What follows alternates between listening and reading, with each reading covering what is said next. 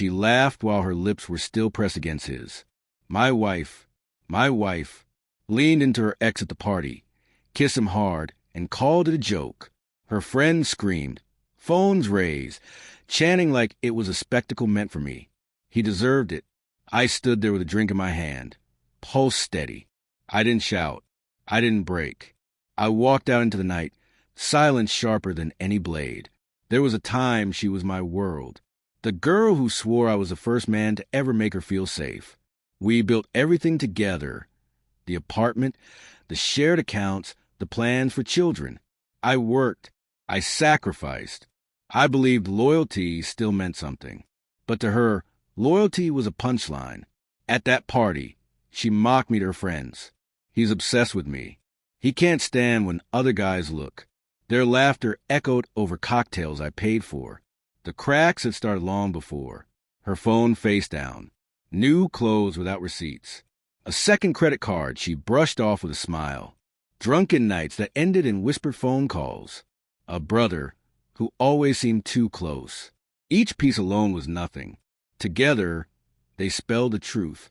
The kiss at the party wasn't the first betrayal.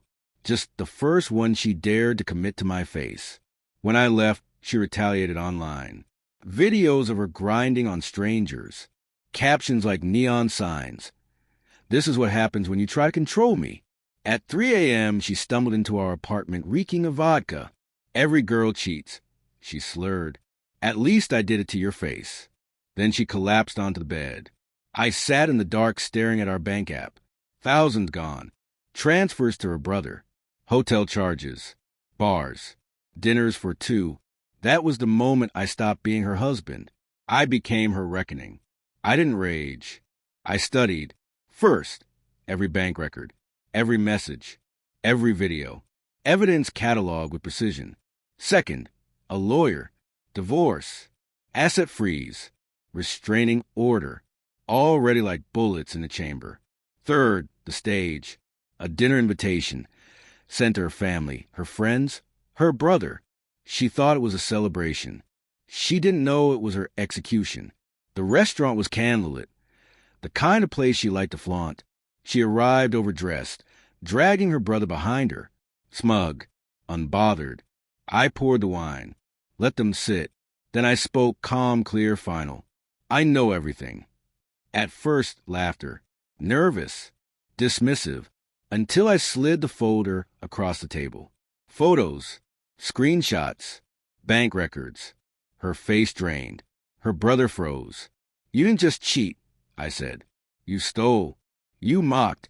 You thought I wouldn't notice. She stammered. He cursed.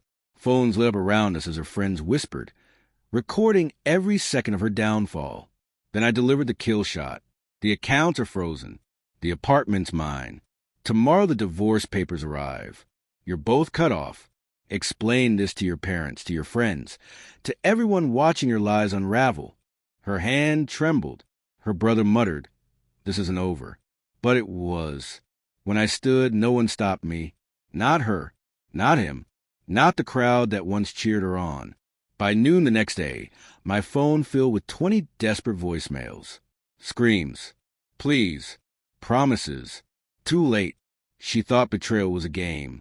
That humiliation was a joke. That cheating was just another rite of passage. But silence. Silence is the sharpest weapon of all. At that party, I gave her silence. And now I left her drowning in it. Betrayal always comes with a cost. She just never expected the bill to arrive so soon. Paid in her own lipstick. Sealed with her own lies.